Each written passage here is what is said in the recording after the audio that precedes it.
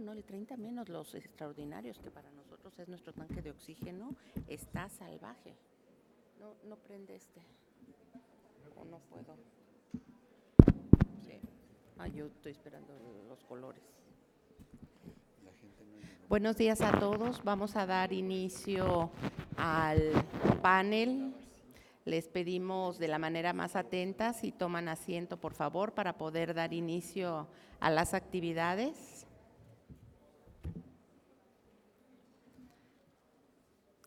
Bueno, agradecemos su presencia al panel denominado Ética en la Revolución 4.0.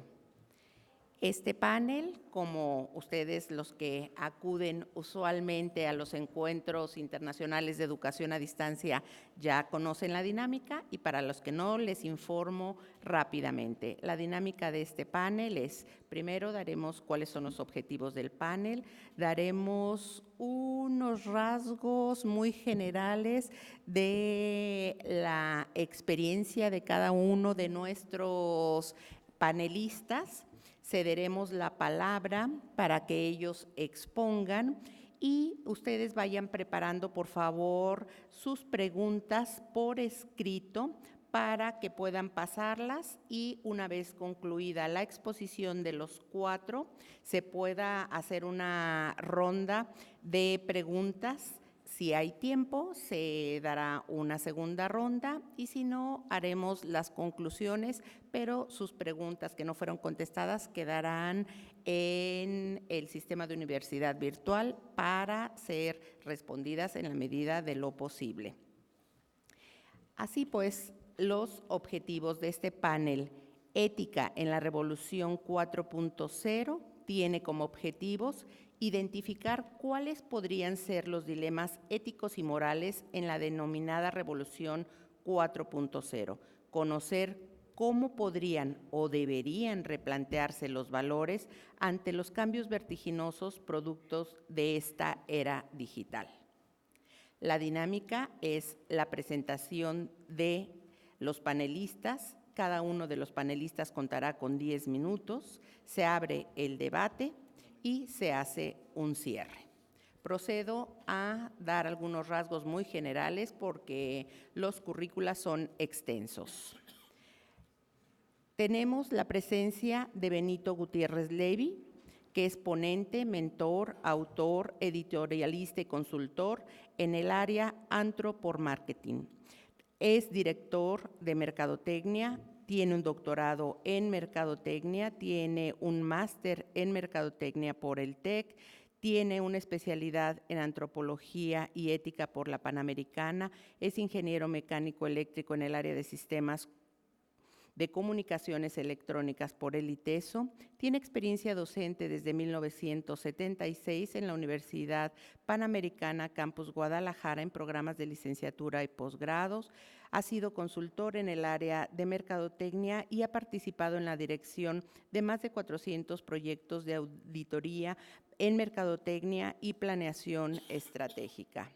Gracias por su presencia, doctor. Carlos Jesús Delgado Díaz, filósofo, profesor de filosofía, maestro en artes por la Universidad de Bielorrusia, doctor en ciencias filosóficas por la Universidad de La Habana, ha sido coordinador del Consejo Académico Internacional de Multidiversidad Mundo Real Edgar Morán, autor de artículos, libros, revistas en diversos países.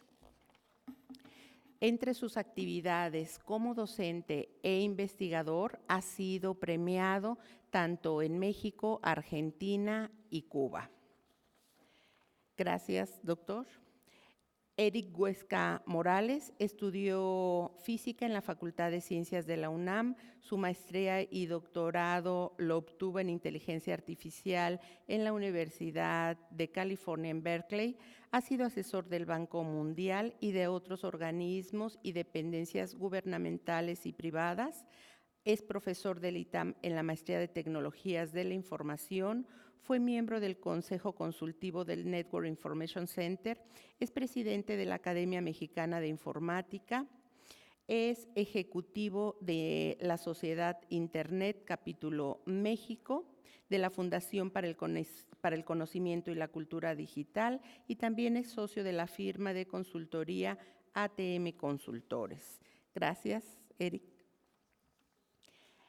El maestro Javier Juárez Mojica es comisionado del Instituto Federal de Telecomunicaciones desde octubre del 2006, es ingeniero en electrónica y comunicaciones por el TEC de Monterrey, maestro en tecnologías de la información y administración por el ITAM y cuenta con una especialidad en redes de sistemas de información por la Escuela Superior de Telecomunicaciones de Bretaña en Francia. Inició su carrera profesional en la Comisión Federal de Telecomunicaciones. Desde 2015 ha trabajado dentro del ámbito de la consultoría en telecomunicaciones, participó en la implementación de la Red Troncal Nacional del Proyecto México Conectado, se desempeñó como titular de la Unidad de Política Regulatoria del Instituto Federal de Telecomunicaciones y es miembro honorario de la Comisión de Ética en el Conocimiento Científico y de la Tecnología de la UNESCO. Gracias, maestro, por estar con nosotros. Y cedemos la palabra a nuestros ponentes por el orden como fueron presentados.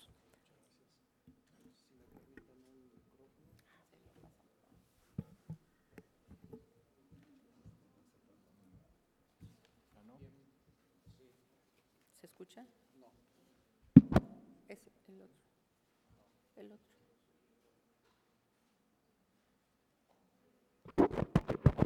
Ya. Sí, gracias. Bien, muy buenos días tengan todos ustedes. Agradezco mucho la invitación del comité organizador y la presencia y la asistencia de todos y cada uno de ustedes. La ética en la Revolución 4.0. Aparentemente es un tema que pudiera estar fuera de contexto, fuera inclusive de moda.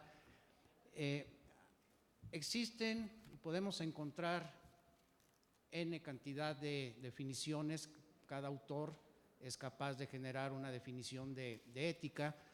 Yo en lo personal me identifico con la de José Antonio Marina. Ética es la inteligencia en busca de la felicidad.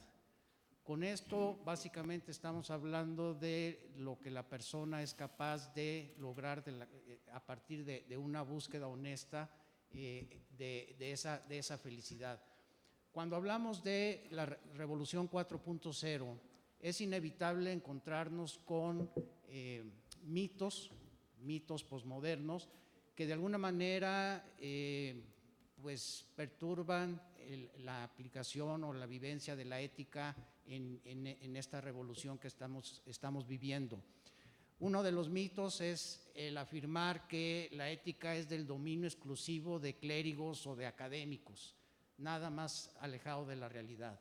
O sea, la ética es de cada una de las personas, independientemente de la actividad a la que se dedique, de su profesión o del estilo de vida que pueda tener. Hablan también de que la ética es una variable que está en función de la época y de la cultura. No, hombre, pues que eso de la honestidad ya está pasado de moda. El hecho de respetar a una persona está pasado de moda o corresponde a otras culturas. Y pues sí debemos de entender que el respeto a la persona es universal. Lo que puede variar en un momento dado es la manera como yo expreso el respeto a la otra persona. Hablamos también de que la ética es flexible cuando está de por medio la rentabilidad de una empresa. Hace unos días un empresario me decía, mira Benito, yo cuando presento una cotización ya estoy considerando un 10% que es lo que voy a dar yo por abajo de la mesa al que decide la compra.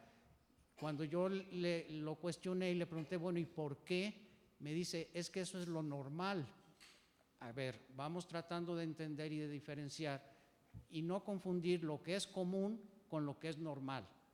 Tampoco vamos a cerrar los ojos y decir eso no existe. Claro que existe. ¿Es común? Por supuesto que es común, pero nunca afirmar que eso es lo normal. Cuando él me decía, es que si no ofrezco ese dinero por abajo de la mesa, no hago la venta. Y yo decía, es que tú no estás vendiendo, estás comprando la decisión. ¿Sí? Hablan también de que una persona tiene un comportamiento ético hasta donde le es posible. ¿Sí? O sea, estiro yo la ética, la adapto, no, o sea, los valores, los principios universales, pues no aceptan este tipo de flexibilidad. La base de todo esto es entender realmente quiénes somos como personas. También aquí podemos encontrar diferentes corrientes filosóficas. Yo en lo personal me identifico con la antropología aristotélica, su concepto del hombre, y el hecho pues de que todos tenemos la dignidad de persona desde el momento de la concepción hasta el momento de nuestra muerte. Problemas empiezan cuando realmente yo dejo de ver a las personas como lo que son, como personas. El día de ayer en la FIL me encontré a un buen amigo que estaba como expositor y me dice, mira Benito, ven para que veas a las edecanes que puse. Yo le dije, ¿cómo que pusiste si no son macetas? Es decir, son personas y las tienes que ver como personas y respetarlas como personas.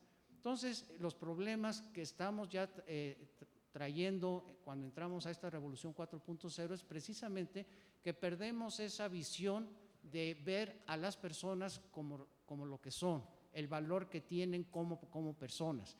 Y a partir de esa concepción que tenemos de persona, vienen los derechos. Algo que estamos encontrando en esta revolución 4.0 es, olvidamos tal vez que los derechos implican deberes y obligaciones. Es decir, todos tenemos derecho a la vida, sí, pero también tenemos el deber de conservarla, ¿sí? De procurarla.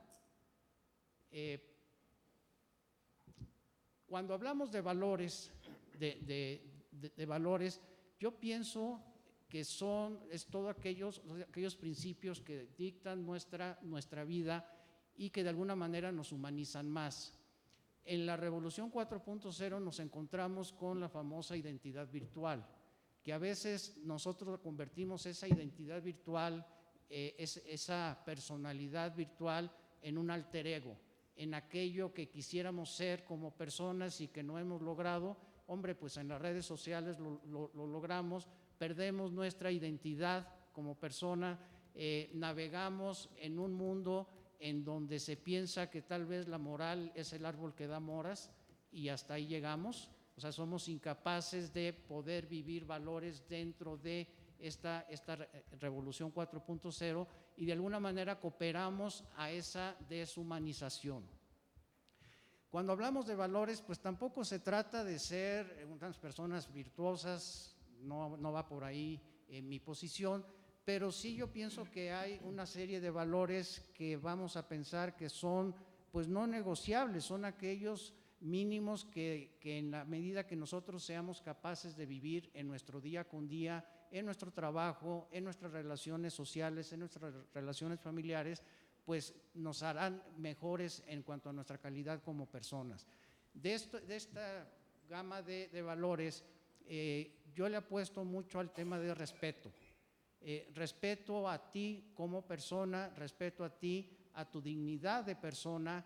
No me interesa si estamos cara a cara o si estamos en la red, si estamos interactuando de manera virtual, pero saber que al final de cuentas yo estoy interactuando con una persona, que detrás de lo que yo tengo frente a mí hay una persona con todas sus características y pues realmente lo que estamos cayendo es en la cosificación, el ver a la persona como una cosa, como un objeto, y eso ya lo estamos llevando inclusive al terreno familiar, en donde casos de violencia intrafamiliar pues no es otra cosa más que la ausencia de respeto que se pueden tener las personas dentro de ese ambiente familiar, y esto pues se va a extender en el resto de los campos.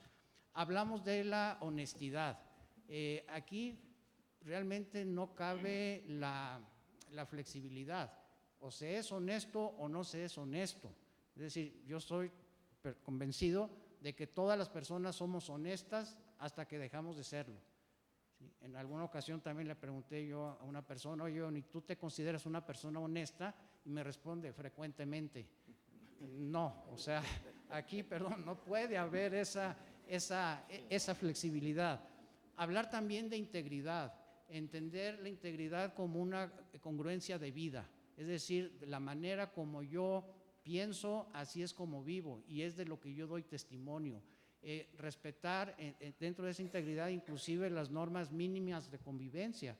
Si yo llego a un cruce y me encuentro un semáforo en rojo, pues esa luz indica una norma mínima de convivencia y no se vale decir, es que eso no aplica para mí, mira, yo me lo voy a pasar porque tengo criterio y sé que puedo pasar.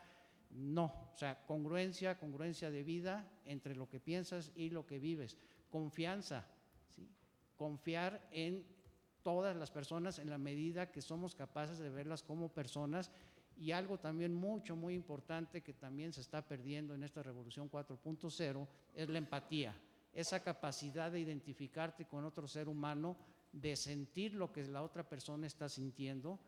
Nosotros en Mercadotecnia aplicamos muchísimo este valor en desarrollar la capacidad de realmente entender, comprender a la otra persona para poderla atender, para poderla servir.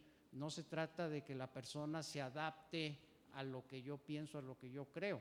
Se trata de entender a la otra persona, respetarla y poder servir, poder atenderla. Sería mi participación. Muchas gracias.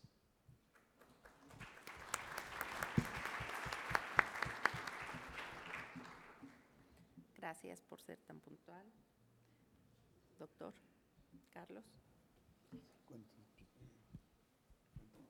Buenos días.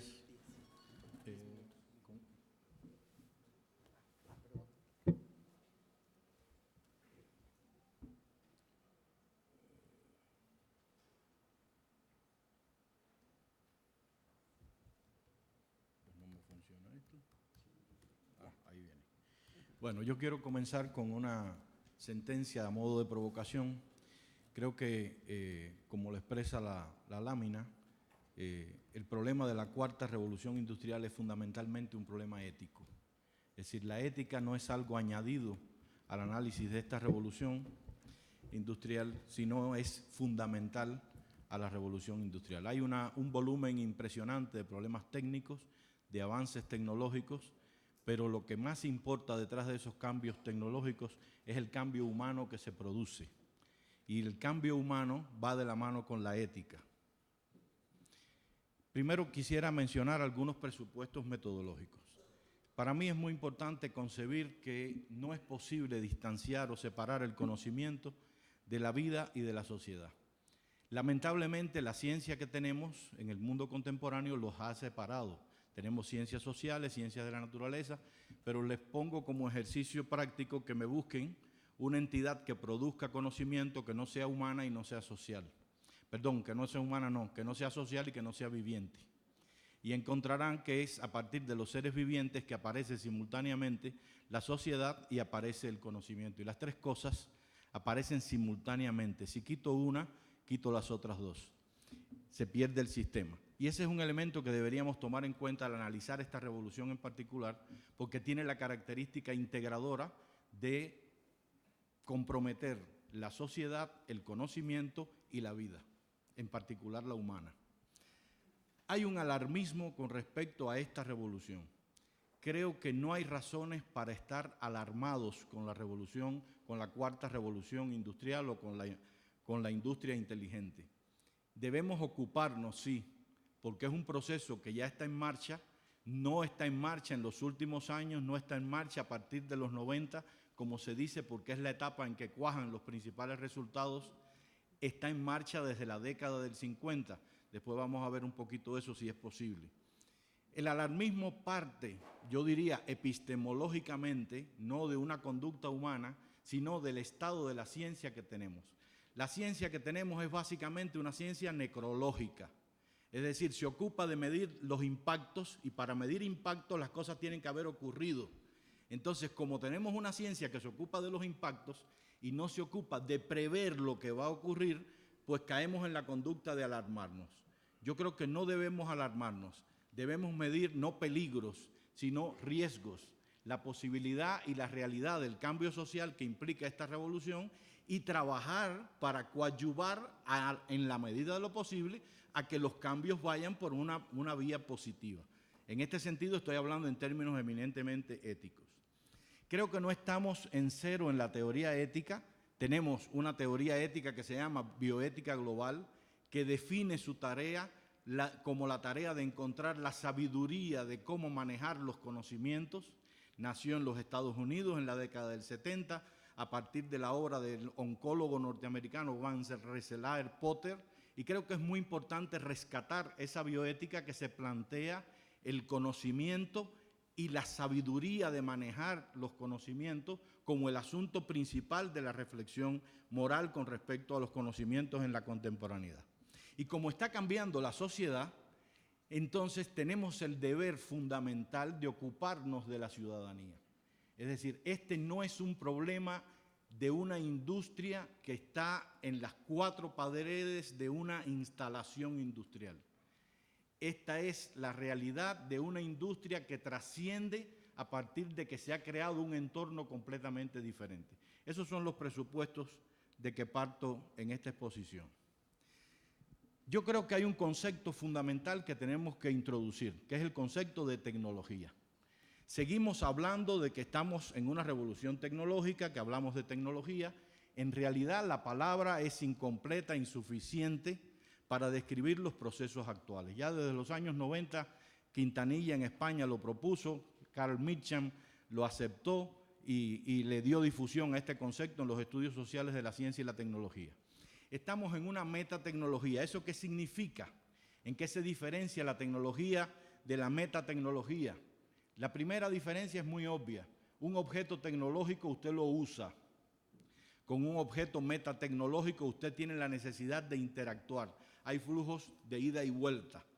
Hay componentes intelectuales y demás, pero para ser lo más breve posible, lo más importante es que la tecnología existe en un marco en el cual se desenvuelven las actividades sociales, mientras que la metatecnología se convierte en el marco en el cual se desenvuelven las actividades sociales. Una computadora o cualquiera de las computadoras que ustedes tienen ahí o un teléfono no de los inteligentes es un objeto que se usa y es parte de un flujo tecnológico. La metatecnología es otra cosa. En la metatecnología usted debe introducirse en el entorno tecnológico para desarrollar la actividad.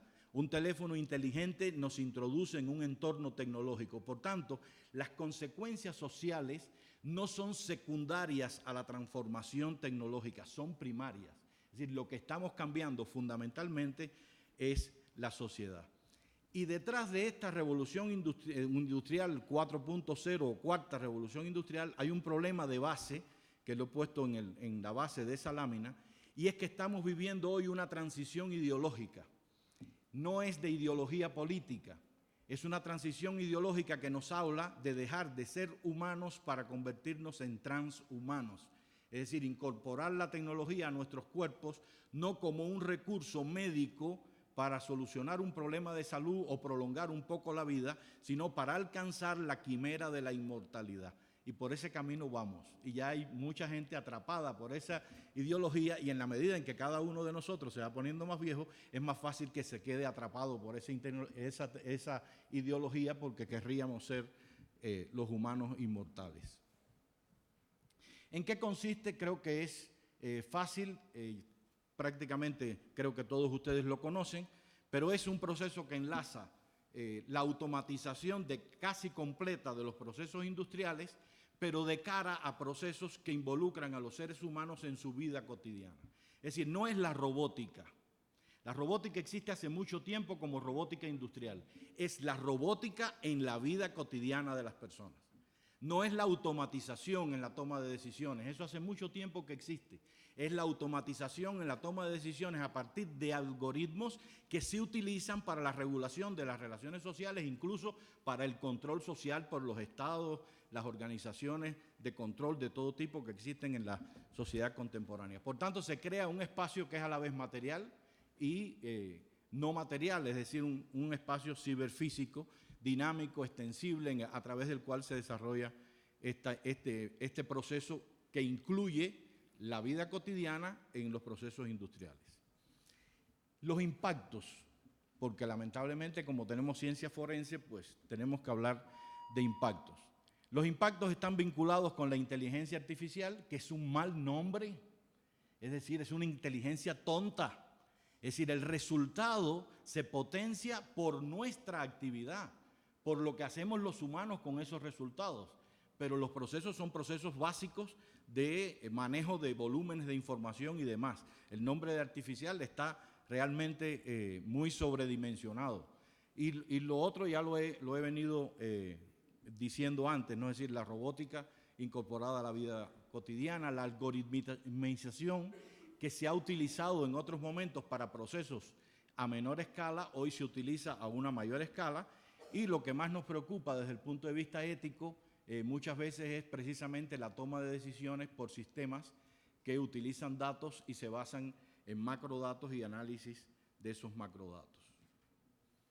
Finalmente, la agenda ética probablemente está en estas palabras de Gunther Anders en 1956. El absolutismo tecnológico y la dictadura algorítmica serían, según este autor, en 1956, uno de los riesgos mayores que tendría la humanidad delante de sí. Hoy, en aquel momento era potencial, hoy es real, son riesgos reales. Ahora bien, ¿se ha perdido la privacidad? Porque hay una agenda ética que dice que se ha perdido la privacidad de las personas, la privacidad está amenazada y todo eso. Yo digo que no, no se ha perdido ninguna privacidad, ha cambiado la privacidad. En un entorno como la playa, cada uno de nosotros va semidesnudo o desnudo si es una playa de nudistas.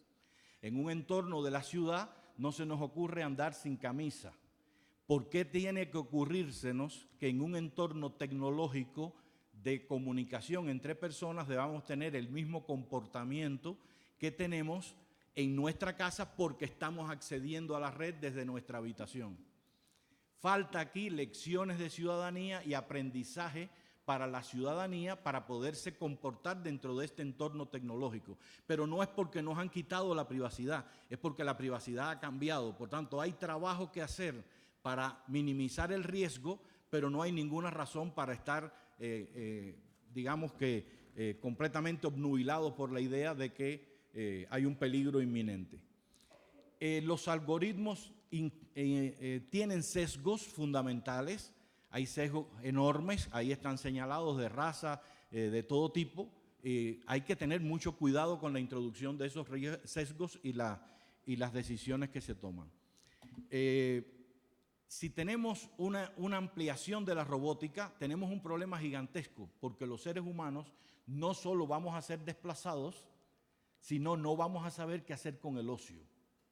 Y ese es un problema fundamental. Y termino. Hay un conjunto de preguntas éticas que son básicas. Las 4 primeras han sido formuladas por varios eventos internacionales. ¿Deberíamos desarrollar la tecnología? Esas son preguntas que deberíamos hacernos con respecto a las tecnologías. ¿Cuál es el fin detrás de las tecnologías? Si el objetivo es el progreso, ¿cómo vamos a avanzar? ¿En qué dirección vamos a avanzar? Cuando se establezcan reglas para regular las cosas, ¿cómo vamos a garantizar que se cumplan las reglas? Pero hay otro conjunto muy amplio de preguntas éticas. Por ejemplo, tendríamos que entrar ahora en una ética de las cosas, porque hay comunicación entre los objetos y los objetos resultan dominantes. En fin, aquí dejo mi participación porque he agotado el tiempo. Muchas gracias. Gracias. Cedemos el uso de la voz a Eric. Bueno, buenos días. Agradezco, como siempre, a la doctora Marester, al SUB, que marque vanguardia en esta preocupación que todos debemos de tener, y perdón que use el deber ser, pero si no lo tenemos, pues vamos a estar escuchando nada más a los que estamos aquí y ustedes se van a su casa y se quedan muy tranquilos. Quisiera iniciar con algo que es una frase muy simple de Einstein, y me refiero a Einstein porque es como uno de los grandes pensadores a los que les tenemos respeto. Si les dijera de Pedro Pérez dirían, ay, ¿quién es ese?, ¿no? Y aquí entonces empiezo a hablar de identidad. La frase simplemente dice: no podemos resolver problemas con el mismo pensamiento con los que los creamos.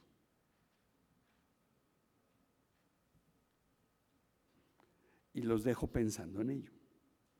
Porque muchas veces los encuentros, las discusiones, los papers científicos están tratando de resolver el problema bajo la misma aproximación con la que se creó el problema o con el que descubrimos el problema. Al final, lo que nos asusta hoy en la cuarta resurrección de la inteligencia artificial, después de pasar por su tercera edad de hielo, es cómo vamos a interactuar en esta relación sujeto-objeto, tan simple, en donde si yo, hoy no lo voy a hacer, pero lo hago normalmente en mis pláticas, bajo y tomo el celular, por ejemplo, de la señora que está aquí enfrente, y lo tomo sin su permiso, ella se va a sentir vulnerada, no porque le esté robando un objeto, porque este objeto se está convirtiendo en un sujeto. Le damos más valor muchas veces a este objeto que al sujeto mismo. Le damos más valor a lo que se nos dice que dijo alguien, a la idea de comprobación. Perdemos muy fácilmente, y seguimos siendo crédulos, el pensamiento científico, la falta de corroboración de los hechos. Si alguien me dijo que alguien dijo algo, pues ya me la creí. Y si me lo ponen de manera digital, pues más me la creí, porque entonces ahí está. Entonces, este no es un problema de la Revolución 4.0, que yo no le llamo Revolución 4.0, sino, ya me han escuchado algunos de ustedes, sino una revolución cognitiva 2.0, porque estamos hablando de que por primera vez hay un objeto que toma decisiones, aprende e interrelaciona con nosotros. La primera vez que hay una memoria afuera. ¿Es el producto de nuestro tecné? Definitivamente. ¿Es el producto de nuestro logos? Sí. Pero la aproximación de esta técnica, que despreciamos porque es técnica, ¿no?, es, a final de cuentas, el producto de esta producción de conocimiento, de esta aproximación dialéctica entre estos contrarios.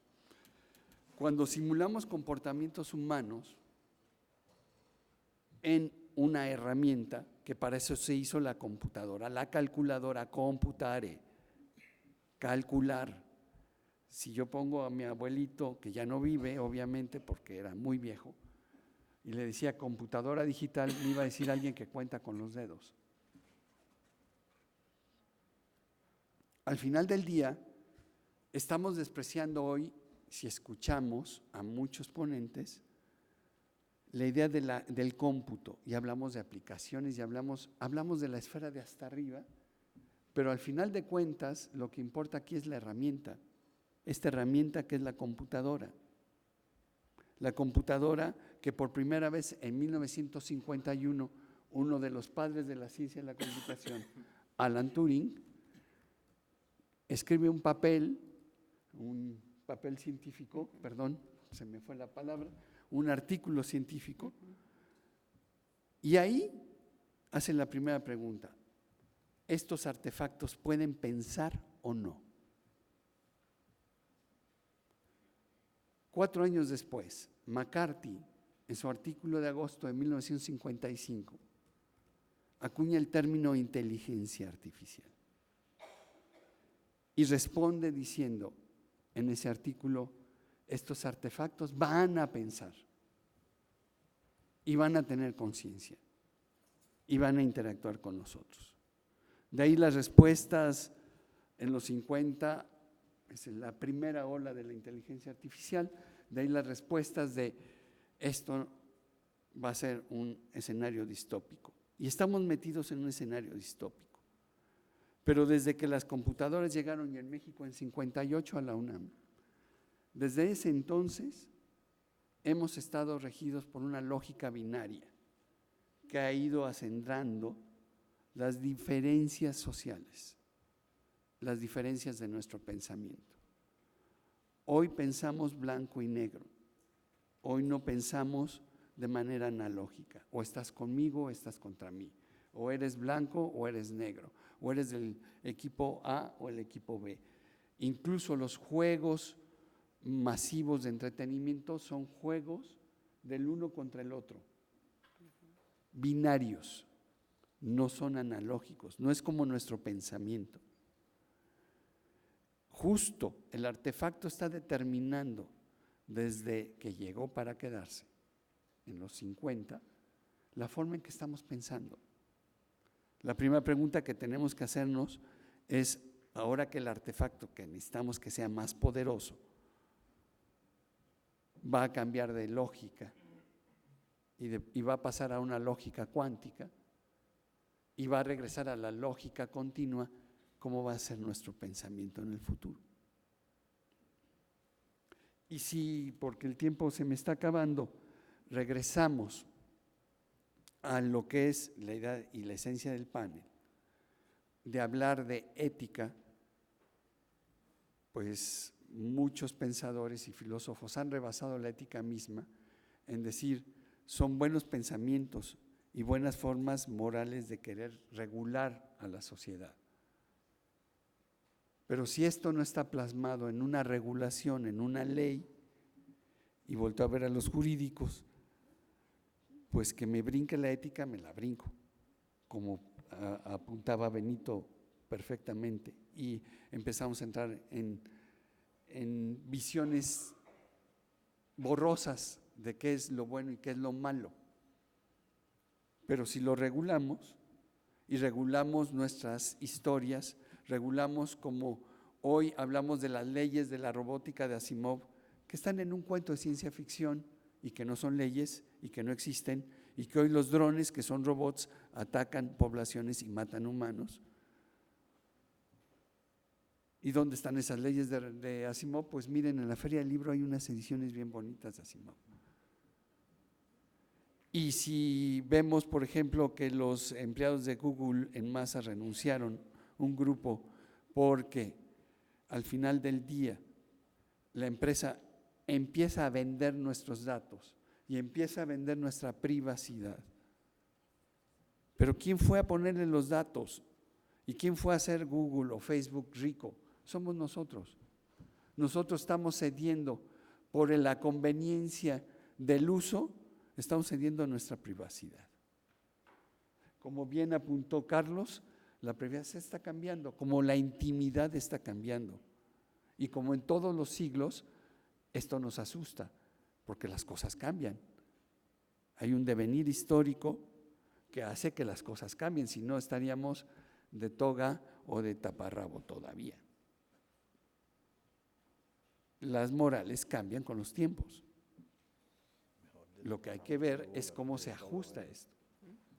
Cómo vamos a convivir con seres humanos normales, como les decía ayer, como yo, o seres superhumanos, o sistemas inteligentes que van a tener conciencia y que se nos olvida que no es nuestro smartphone. Smart es comercial el nombre.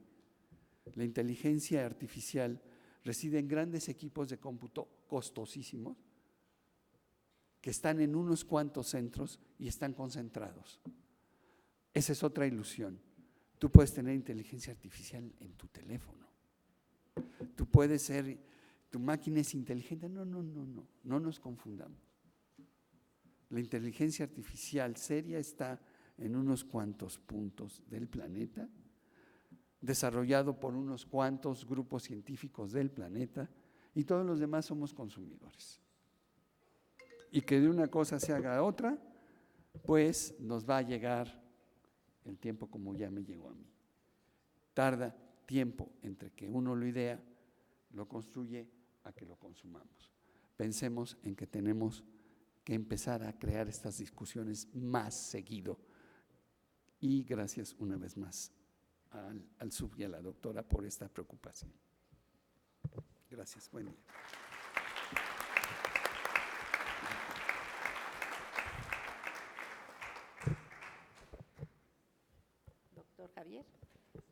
Gracias. Pero no hay minuto ni plazo que no se cumpla.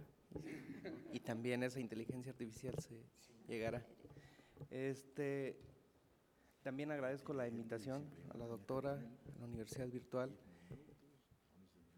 Estaba viendo un dato y se supone que en los próximos 50 años vamos a requerir la misma cantidad de alimentos que se requirieron en los últimos 10,000, pero solamente en 50 años. Entonces creo que tenemos un reto muy relevante ahí y hay que mejorar la productividad. Retomando y parafraseando o tropicalizando lo que decía Eric de Einstein, creo que tenemos que pensar de manera diferente para enfrentar un reto de ese tamaño. Les decía, en 50 años producir la misma cantidad de alimentos que se producieron en los últimos 10,000.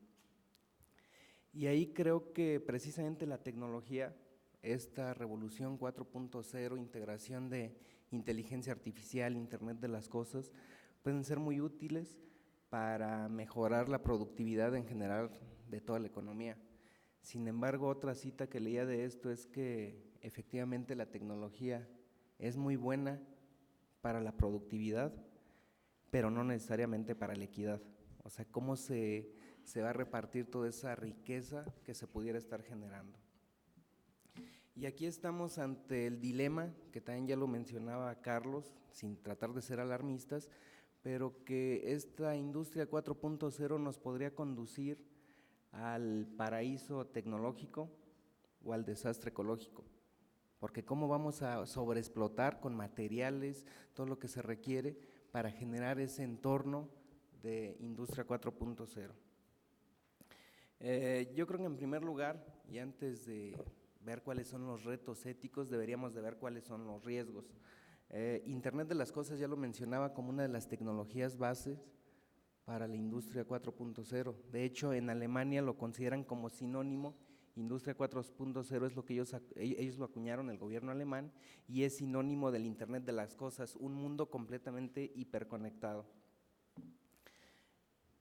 Y con todos estos objetos conectados, incluso nosotros ya mencionaban también que vamos a tener una identidad virtual, pero en general todos los objetos van a tener un gemelo digital, se dice. El vehículo conectado va a tener un componente en el mundo digital, la fábrica, el smartphone, por supuesto, tiene un componente en el mundo digital. ¿Y ahí qué retos se nos presentan? Déjenme lo ejemplifico con el caso de una lavadora y lo que puede implicar. Una lavadora inteligente que está conectada. En principio pareciera, oye, qué bueno que nos echa la mano porque cuando de manera automática está lavando, le pone el detergente que se requiere según el tipo de ropa. Cuando se va a acabar el detergente, ordena del supermercado que llegue más detergente de un tipo específico según el tipo de ropa que se está lavando ahí. Sin embargo, esa información, si se fijan, pudiera describir o perfilar el tipo de familia que vive ahí. Porque está en ciclo de lavado fino, ¿qué tipo de ropa están utilizando? O una semana o 15 días no se encendió ni una ocasión esa lavadora. A lo mejor se fueron de vacaciones. O si resulta que estaban utilizando un tipo de ciclo, pero después de un tiempo ya utilizan un ciclo para ropa más fina, a lo mejor aquí hubo un aumento en el ingreso de esa familia. Y entonces hay que ver si este tipo de retos, en lugar de ser la máquina lavadora, es la máquina observadora. Y entonces ahí el reto es que en algunas ocasiones vender o proporcionar ese tipo de información pudiera ser incluso más rentable que lo que significó vender la lavadora, vender los datos. Y entonces ahí empezamos a tener cuestiones éticas y deberíamos de regularlo. Mencionaba el caso, por ejemplo, del semáforo. Debería de haber un código ética para quienes producen esa lavadora y la venden. De ninguna manera vayan a vender esa información y sea exclusivamente para ordenar el detergente, para ordenar piezas que se pudieran deteriorar y hacer mantenimiento preventivo más que correctivo. Debería de haber un código de ética para eso. Mencioné el caso del semáforo. No nos lo pasamos porque sabemos que está mal, o no nos lo pasamos porque sabemos que adelantito está un agente de tránsito y nos va a infraccionar. Lo que quiero ilustrar es la diferencia que puede haber entre la ética y la regulación. Entonces, más que confiárselo solamente a principios éticos o a códigos éticos, lo deberíamos de estar regulando. Bueno, vengo del regulador y entonces nuestra función es regular, pero entonces, ¿en qué momento deberíamos de hacer esa regulación? Hay un ejemplo que puede ilustrar esto. En el dilema clásico del vehículo conectado que falla y entonces, o sea, falló, es inteligente y está conectado, pero falló. No le funcionan los frenos y tiene dos alternativas: o seguirse de frente y atropellar a todos los peatones que van pasando, o dar la vuelta donde seguramente el pasajero de ese vehículo puede perder la vida. Hagan de cuenta que son 10 peatones versus el pasajero del vehículo. ¿Cómo debería de tomar una decisión ese algoritmo o ese vehículo? ¿Qué debería de hacer? Se han hecho encuestas y en general lo que se dice es que para minimizar el mal, lo que éticamente sería correcto es que ese vehículo dé un giro, aunque se pierda la vida el conductor. O sea, la gente que le preguntan dice eso sería lo éticamente correcto. Sin embargo, a quienes contestan eso también se les pregunta, oye, ¿y si tú sabes que un vehículo va a tener ese comportamiento, estarías dispuesto a comprarlo? Y la respuesta es no, yo a ese vehículo mejor no me subo. Y entonces aquí el punto es, ¿qué pasaría si como reguladores decimos que ese debe de ser el tipo de decisión? Podría darse el caso que una industria que de hecho a la larga pudiera ser muy útil porque va a ser más fluida la ciudad, se van a salvar muchas vidas gracias a, también los vehículos autónomos no se cansan, no se duermen, no se emborrachan, no pasan por alcoholímetro. Entonces pudiera ser que se salven muchas vidas gracias a esa tecnología. Si lo reguláramos desde ahorita para decir cómo tiene que ser, puede ser que nunca florezca esa tecnología. Entonces yo aquí con lo que concluiría es que una frase muy mexicana es que ni tanto que queme al santo, ni tanto que no lo alumbre. O sea, sí está muy bien fomentar, incluso desde las universidades, los principios éticos, los códigos éticos, pero también creo que como reguladores debemos estar atentos a qué es lo que está pasando para ver en qué momento no dejarlo solamente a la ética, sino llevarlo a un plano de formalidad, de ley, de regulación, donde se tiene que cumplir. Además, y eso creo que ya también lo mencionaban con el concepto de ciudadanía, también hay que, creo que, alfabetizar en estas nuevas tecnologías a la gente. Si ahorita, por ejemplo, vamos a comprar esa lavadora o una Smart TV, que son objetos que van a estar conectados, como consumidores, ¿qué le deberíamos de estar preguntando al vendedor? Oye, esta lavadora o este refrigerador conectado, ¿tiene password? O cualquiera que se conecte a internet va a poder acceder a esa información. O sea, creo que también ahí pudiéramos hacer algo que no es una regulación forzosa, pero sí alfabetizar en estas nuevas tecnologías a la sociedad, y eso también pudiera ayudar a que esta industria 4.0 sea más positiva que negativa. Hasta ahí lo dejaría, gracias.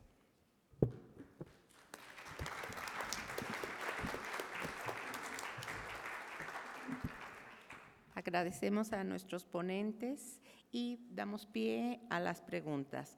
Hay preguntas para algunos de los ponentes, por ejemplo, para el doctor Benito Gutiérrez.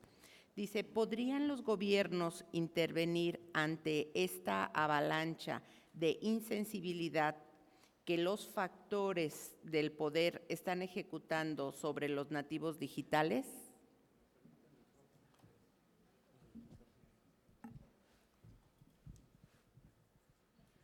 Bien, respecto a esta pregunta, yo sería de la opinión de que sí puede, pero no debe. Es decir, pienso que el comportamiento de cada uno de nosotros como personas, pues corresponde precisamente a cada uno de nosotros. No podemos nosotros delegar en terceras personas o otra instancia el que nos impongan un código cuando nosotros en conciencia perfectamente sabemos qué es lo que podemos y debemos hacer, qué es un acto bueno y qué es un acto malo, eso ya lo sabemos. eso ya lo conocemos. Entonces, de que pueden, lo pueden hacer, pero en mi opinión no lo deben de hacer. Dos preguntas para el doctor Eric. Uno es, circuló por las redes un video fake en el que un dron disparaba y atacaba a la población. No era real. Si lo creemos y lo difundimos, estamos dando un mensaje negativo a la tecnología. ¿Por qué alarmar y violentar a la tecnología? El dron no mata, también puede entregarse a la medicina para salvar a humanos. ¿Por qué su ética de decidir y hacer con la máquina no es causar un problema de ética humano? Esos son para Eric los dos sobre drones. Bueno, lo primero es estar muy cuidadosos de esta era de las paparruchas, para ponerle el nombre en español correcto a las famosas fake news, ¿no? A veces también no rescatamos nuestro idioma. Si ustedes van al diccionario, paparrucha significa eso. Entonces, el punto al que los estoy invitando es a tener ese pensamiento científico de corroborar los hechos. El punto que señalé es que somos crédulos de que todo lo que viene de estos aparatejos es verdad. Y lo que se dice aquí es verdad absoluta e infalible y no se equivoca. Hay detrás de ello este paradigma.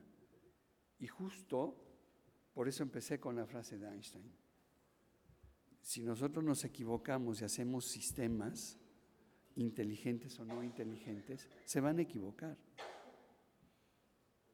Errare humanum est. Y al final del día tenemos esa idea, a ver si hoy me sale la palabra, de infalibilidad, no me sale. Tengo un problema de pronunciación. Y queremos que sea infalible esto. Y pensamos que la tecnología es infalible, cuando de entrada ya tiene una falla natural. Lo que tenemos que pensar en, por ejemplo, en la otra pregunta de los drones, lo que yo alerté no es si el dron es bueno o malo, fíjense, ya estamos calificando. Lo que yo alerté es el uso que se le da y que nos escudamos después en un halo así de, pues los robots no deben de atacar a la humanidad, porque las leyes de Asimov lo dicen. He escuchado a miles de conferencistas, miles, decir esto, cuando los drones sí están diseñados para atacar gente, como también están diseñados ahora recientemente para llevar primeros auxilios, llevar paquetería y volvernos más consumidores just in time y todo ese tipo de cosas. Pero al final del día, el uso que le estamos dando a la tecnología todavía, pero ya no pronto, depende de nosotros. Las siguientes preguntas son al que quiera responder, a los panelistas en general. Son tres. La primera dice: ¿es ético que una empresa latinoamericana prefiera adquirir nueva tecnología para ser más eficiente y despedir al personal que invertir en la formación de ese personal para que sea más eficiente? La segunda pregunta dice: ¿serán los robots los nuevos esclavos? Esto es, cuando los robots desarrollen sentimientos y quieran ser libres, ¿los trataremos como esclavos? ¿Ha cambiado en algo la humanidad en este sentido?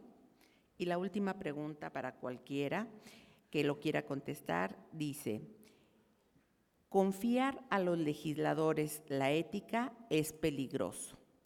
Ya han autorizado abortos, muerte asistida, castigar con muerte a los, entre comillas, culpables. Si la ley hace esto, ¿quién va a programar a los robots? Dice: ¿quién puede salvar? El riesgo es mucho. Sí. Quien quiera. De la primera, creo que, y lo mencionaba en la presentación, la Revolución 4.0 puede ser muy buena para la prosperidad, pero no necesariamente para la equidad, porque efectivamente puede ser que una empresa que antes operaba con 1000 empleados, ahora esté operando con ¿Qué dice? 1 ¿Para qué? o con 2, o sea, podría haber un desplazamiento laboral muy relevante. Aquí la cuestión es si ese tipo de empresas tienen alternativa, porque si quieren seguir siendo competitivas, a lo mejor es algo que tienen que hacer. Ya nos lo enseñaba la primera revolución industrial, antes de que iniciara, la potencia mundial en la industria textil era India. India no tuvo el mismo nivel de desarrollo que sí experimentó el Reino Unido, con la invención de la máquina de vapor, etcétera, y al cabo de algunos años la nueva potencia en la industria textil era el Reino Unido y no la India. Entonces, ¿qué pasaría si esas empresas efectivamente por las implicaciones que puede tener para su personal de desplazarlos no lo hacen? Pudieran ser la misma empresa, ser desplazada por completo. Ahora, lo que sí deberían de considerar, y creo que son de las cuestiones que requieren reflexión como sociedad, como país, es qué hacer para que esas personas desplazadas por el desarrollo tecnológico sigan con oportunidades en otras áreas. En la plática de la mañana, las pláticas de ayer, se ha hablado precisamente de cómo darles más habilidades a estas gentes para que motivo de ese desarrollo tecnológico todavía encuentren una manera de conseguir su subsistencia y no dependan de otros temas que también están a debate a nivel internacional, como esa renta básica universal, de qué tamaño deben de ser los impuestos a una empresa que está completamente automatizada, etcétera. Entonces yo creo que la reflexión es esa, a lo mejor es una necesidad, si quieren seguir estando en el mercado de esas empresas, pero definitivamente hay que buscar cuáles son las alternativas para reentrenar a esa gente que pudiera ser desplazada. Bien, respecto a la misma pregunta, yo pienso que el hecho de despedir a personas en una empresa o sustituirlas por tecnología no es un problema de ética, no es un tema de ética, es un problema de miopía. ¿Por qué? Porque el ser humano es el único que tiene la capacidad de hacer empresa. Nada que ver con el panal, con el hormiguero. ¿Por qué? Porque el hombre es capaz de, en una empresa, tener una misión, una visión, tener objetivos, tener valores. ¿Sí? El trabajo de las personas tiene una dimensión humana y esa solamente se da en las empresas. Luego, entonces, si yo pienso sustituir esa capacidad que tenemos de hacer empresa, de emprender por tecnología, no es un problema ético, perdón, es un problema de miopía empresarial. Quisiera decirles la frase que le escuché al empresario más rico de este planeta, mexicano, y que dijo: empresa que no deja, se deja. Es decir, vivimos en un capitalismo, no nos hagamos tontos. Y todo esto lo que está buscando es maximizar ganancias y minimizar tiempos, just in time. El capitalismo es así, directo y al grano.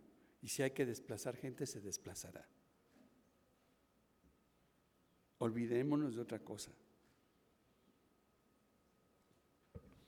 A ver, sobre este último punto, yo creo que nos está faltando un poquito de perspectiva. Esto es más que capitalismo.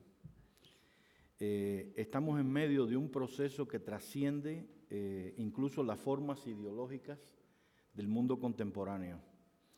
Y en ese sentido es más riesgoso de lo que se pueda pensar. El capitalismo ya ha diseñado dos fórmulas para la salida de las personas de la industria. La primera la propuso Bill Gates, impuesto robótico. Empleas robots, tienes que pagar un impuesto.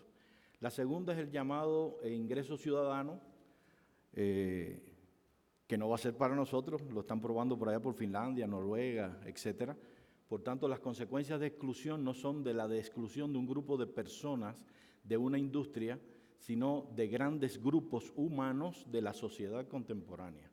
Ni se imaginen que vamos a tener en un país latinoamericano, Cuba o México, vamos a tener ingresos ciudadanos y vamos a vivir del ocio. Eso no es para nosotros. Por tanto, los que quedaríamos fuera del mundo no somos los que son desempleados de una empresa, sino personas dentro de una sociedad en segunda, tercera o cuarta categoría. Por eso puse en mi lámina el tema del miedo a los pobres y demás. Yo quería pronunciarme sobre el tema de los robots esclavos. Estamos exagerando a nivel de fantasía y ciencia ficción el tema de la robótica. La robótica va en dirección a crear determinados sistemas con relativa autonomía para solucionar determinado tipo de tarea. Esa es la tarea principal que se proponen. Algunos soñadores pueden proponerse la idea de crear una inteligencia artificial, digamos, plena, para ponerle un apellido, o que sustituya a la humana, pero por ahí no van los tiros todavía. No es esa la dirección principal ni a lo que se le pone el dinero. Ahora bien, esa robótica que tenemos tiene riesgos en sí mismas porque sí se delegan funciones de toma de decisión. Y por tanto, yo preferiría que nos ocupáramos de esos problemas reales que tenemos ya a la orden del día, vehículo autónomo, drones que por lo general no son autónomos, tienen a alguien pilotándolo desde una oficina y ese es el que dispara, no es ningún robot el que dispara y demás, ¿no? Eso sobre el tema de la robótica. Ahí hay un detalle muy importante que viene de la historia de la relación de los humanos con las máquinas. Sería largo de explicar, pero creo que vale la pena que se le preste atención a ese asunto. Cualquiera de los presentes seguramente se acuerda de Deep Blue y el torneo con Kasparov, y que Kasparov perdió, y que Kasparov decía que había inteligencia humana mezclada con inteligencia artificial y por eso le ganaron, y que no le dieron el match de revancha. Todo eso salió en la prensa mucho, pero lo que no salió mucho en la prensa es que un año después se hizo un torneo del llamado ajedrez Centauro y que después de ese torneo se hizo otro más amplio y el resultado es espectacular, porque había compitiendo supercomputadoras contra humanos, equipos de humanos casi aficionados al ajedrez con computadoras comunes y corrientes, es decir, sistemas de juego, pero donde el humano tomaba decisiones. ¿Y quién ustedes creen que ganó el torneo? No lo ganó una supercomputadora ni lo ganó un gran maestro, que había grandes maestros en ese torneo. Lo ganó un equipo de 2 amateurs que tenían computadoras ordinarias. Entonces, cuidado, porque hasta ahora lo que ha dado resultado es precisamente la combinación de la inteligencia humana con la delegación de procesamiento en inteligencia artificial de esa tonta que yo mencioné. Y por ahí van los tiros y hay la experiencia de que esa combinación hombre-máquina es más eficiente que la máquina sola o que el ser humano solo. Entonces, si le prestamos atención a esas cosas reales y muy productivas, probablemente le saquemos mucha lasca al asunto. Y una observación sobre el tema de delegar la ética a los legisladores. Nunca se les ha delegado y jamás la sociedad se la va a delegar. La regulación jurídica es diferente de la regulación moral. Ahora, hemos estado manejando en este panel hoy una idea muy primitiva de ética, nosotros desde aquí y las preguntas que se han hecho. La ética no es el moralismo o la moralina para prohibir cosas. La función principal de la ética es habilitar, y por eso mencioné la bioética. La bioética potteriana en particular, la bioética global, no la bioética biomédica que se ocupa de los conflictos en la medicina. Es muy importante entender que la ética no juzga solo y sanciona la conducta moral desviada. La ética lo principal que hace todo el tiempo es favorecer los comportamientos positivos de los seres humanos que fortalecen la comunidad humana. Por tanto, la ética está a favor de la humanidad. No es para corregir las conductas desviadas únicamente, aunque eso es parte de sus funciones. Tiene la ventaja fundamental, y con esto termino, por encima del derecho, que no necesita un órgano punitivo, porque si participamos de una comunidad, nos sentimos parte de la comunidad y compartimos los valores morales de la humanidad, nadie nos tiene que empujar, nosotros nos autoempujamos a cumplir con esos valores. La transgresión de la moralidad antigua que observamos en las sociedades contemporáneas, efectivamente hay que combatirla, pero deberíamos prestarle atención a que es un síntoma muy claro de que tenemos desmembramiento social y descomposición social. No es síntoma de que hay 4 o 5 personas desviadas, es síntoma de que la sociedad está en ruptura y por tanto deberíamos desde la ética trabajarlo también en positivo, buscar la manera de solucionar las rupturas que tiene la sociedad contemporánea. Muchas gracias.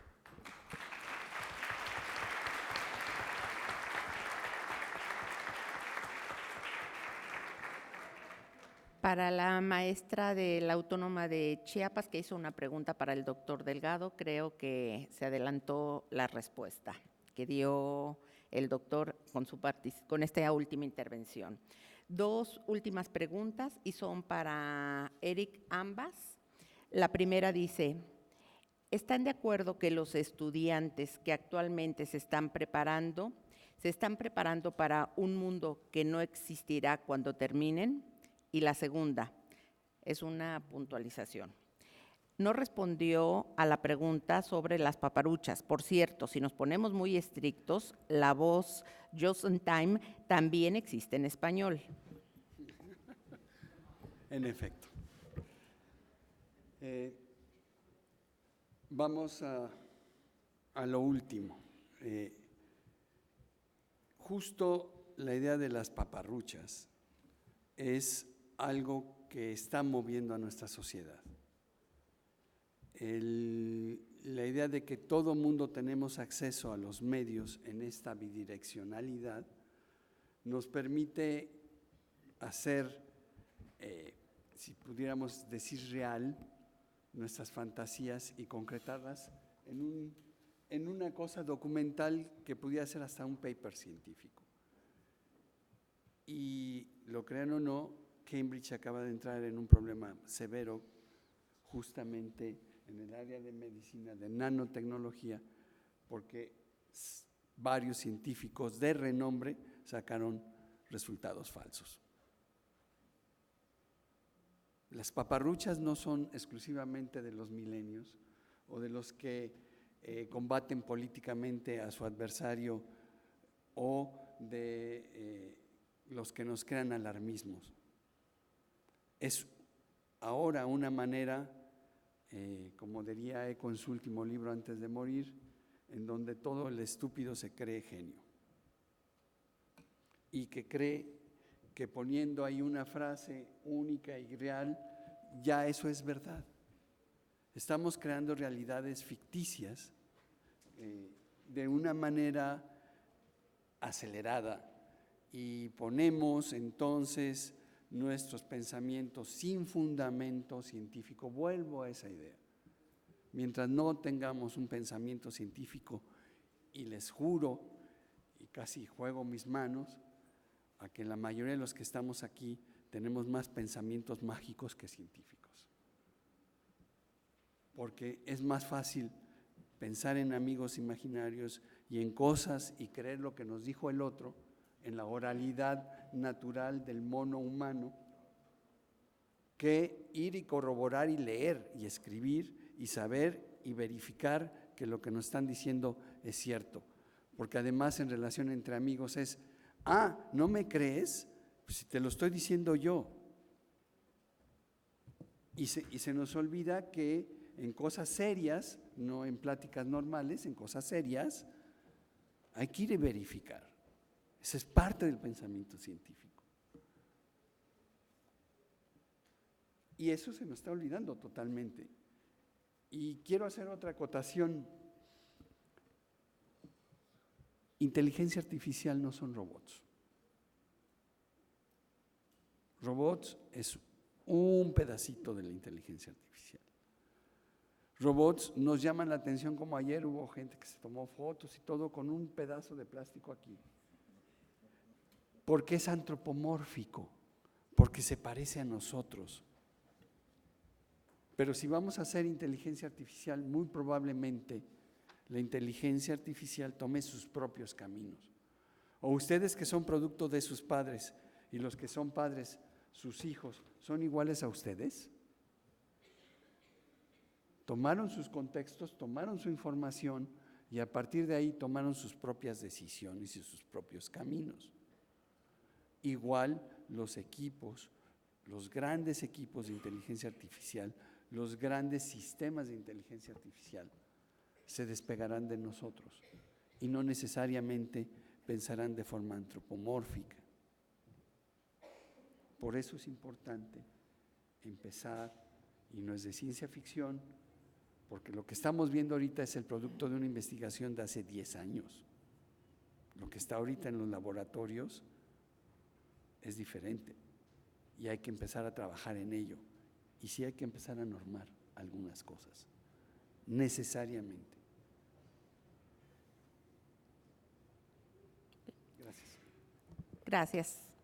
El día de hoy hemos tenido la oportunidad de escuchar diferentes experiencias e ideas por parte de nuestros panelistas. Así, por ejemplo, el doctor Benito Gutiérrez nos plantea el problema de perder la visión y el respeto por las personas, pero sobre todo lo que puede provocar la deshumanización y estar alertas ante esta nueva identidad digital.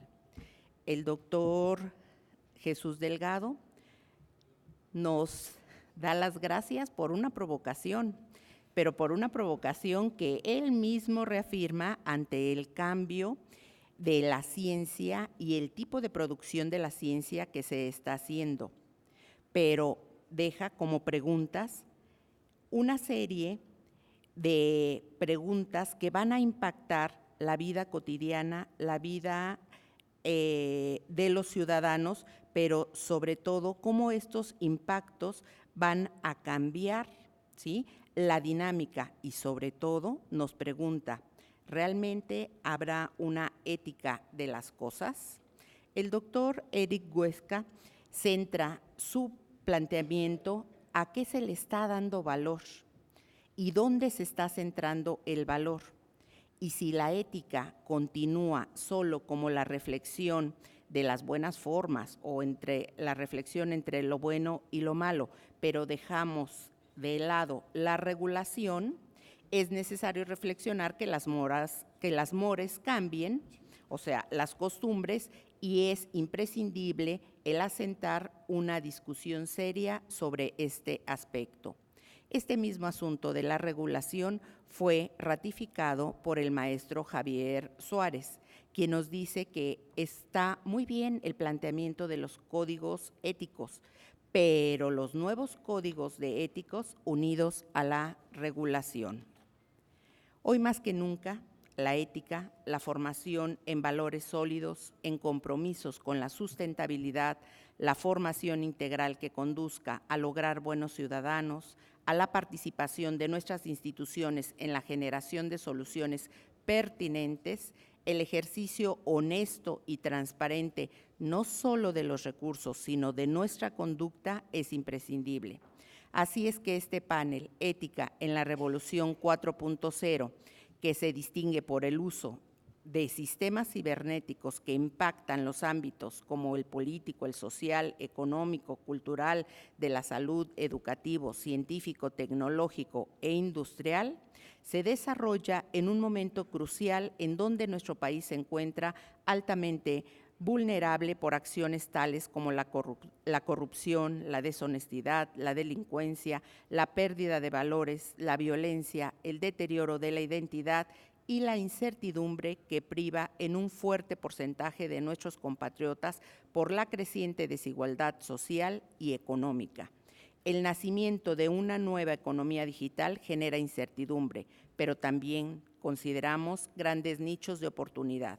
Lo planteado en este panel se convierte en un verdadero reto para que se pueda resignificar el futuro del país con excelentes ciudadanos conscientes de la valía de su vida, de sus trayectorias, pero sobre todo la potencialidad que les permita ser ciudadanos del mundo, reconstituyéndose como sujetos honestos, comprometidos, responsables y orgullosos de su país. Muchas gracias. No, espérenme, falta su constancia. y a nombre del sistema de universidad virtual les entregamos sus constancias. Jesús Delgado, muchas gracias. Doctor Benito. Muchas gracias.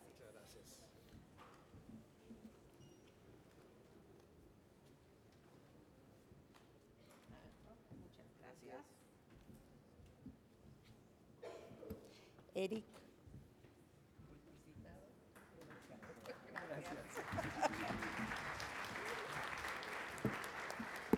A todos, muchas gracias por su presencia.